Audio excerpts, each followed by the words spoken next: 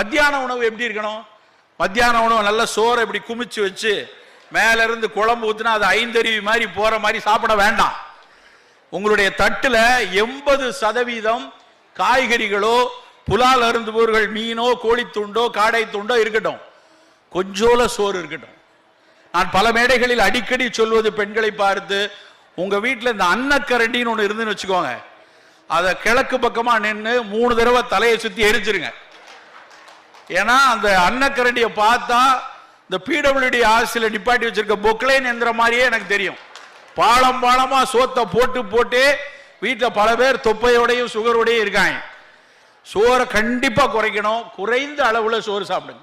குறைந்த அளவு சாப்பிடக்கூடிய சோறும் நல்ல சிகப்பு நிறத்தில் உள்ள மாப்பிள்ளை சம்பா, ஞவர அரிசி, காட்டு யானம், கருங்குருவை, கருப்பு கவுனி இப்படியான அரிசியை வாங்கிக்கோங்க.